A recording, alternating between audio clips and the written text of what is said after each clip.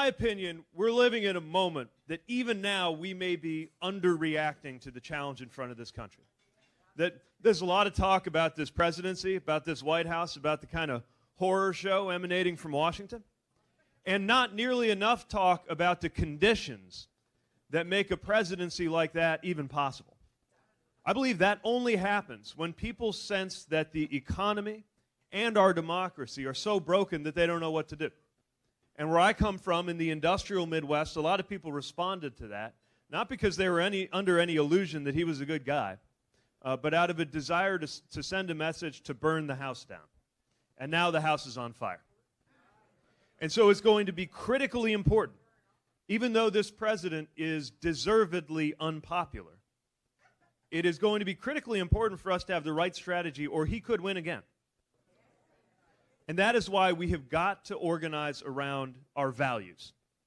Now, the values that anchor this campaign are the values that you've been fighting for all along, like freedom. I'm trying to break down the idea that freedom is property of the Republican Party, because there's a lot of things that can make you unfree, and freedom comes from a lot more than taking down regulations. For example, freedom comes from being able to organize for good pay and good working conditions for a good day's work.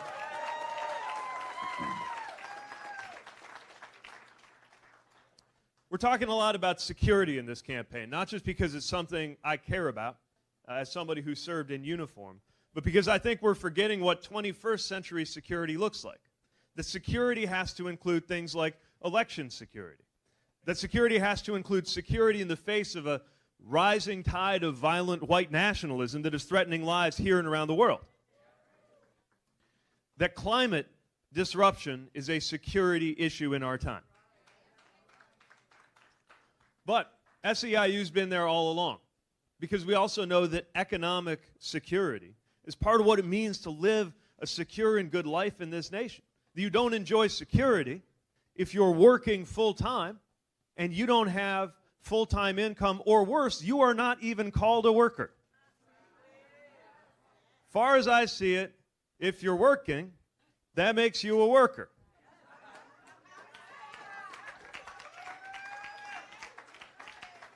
And we need, in the 21st century, to make sure that Washington gets it the way that organized labor gets it. Because you've been doing the training, you've been doing the organizing, you've been seeing into the future, preparing for a generation like mine that will change careers more often than my parents changed jobs, and therefore needs to organize in a way that protects not just jobs but workers, and protects workers no matter how many times they change in the economy, because you can no longer count on a lifelong relationship with a single employer as the way that your benefits and your rights are organized. You all get that. We need Washington to catch up.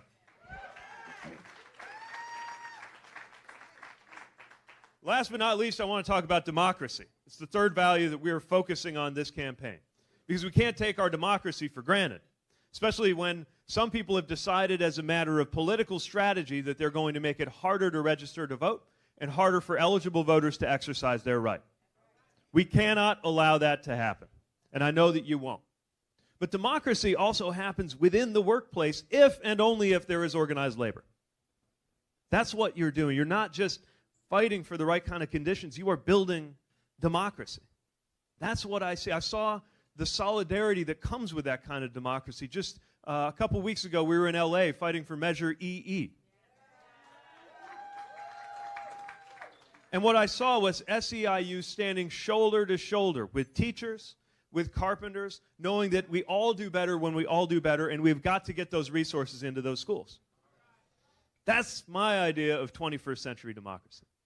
But we've got to make sure that the foundation is there, and SEIU has been there every step of the way. So I am proud to support you. I'm proud to stand before you, and I'm hoping in time to earn your support, recognizing that I am probably not the first thing that leaps to mind when you think of the dictionary definition of a presidential candidate, that you might be expecting somebody who's marinated in Washington for a little bit longer. But then again, organized labor's never waited on Washington, never waited to see what the White House is going to do. These fights you're undertaking here, they are getting results no matter what. And I think we'd be well served if we could get Washington to look more like our best-run cities and towns instead of the other way around.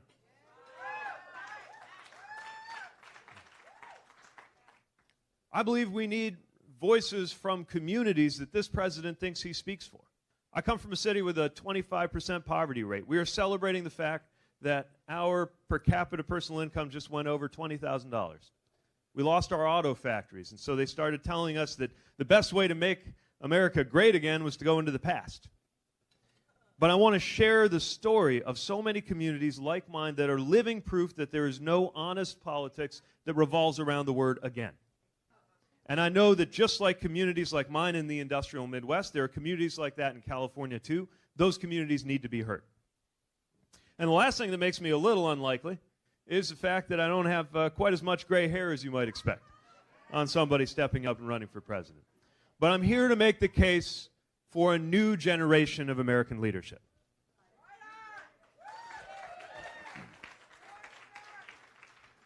You know, around the world, from France to New Zealand, you're seeing people the age I would be or even younger showing incredible leadership. And I keep thinking to myself, isn't that the kind of pattern America should be leading rather than catching up to?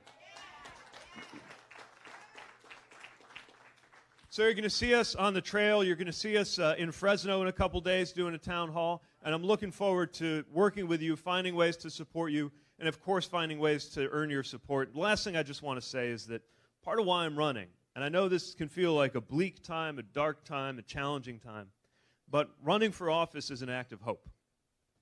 And organizing is an act of hope. You do it because you believe it's going to make things better.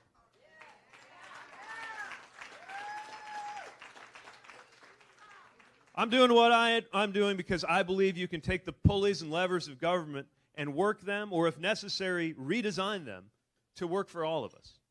And I know you're here because you understand the power that comes with people standing together in solidarity to bring about a better life for all. So are you not filled with hope this morning? Yeah. Can I count on you to work together to get good things done? Yeah. I can't wait to see you on the trail. I hope to earn your support. And thank you for everything you do to make this country a better place. Take care.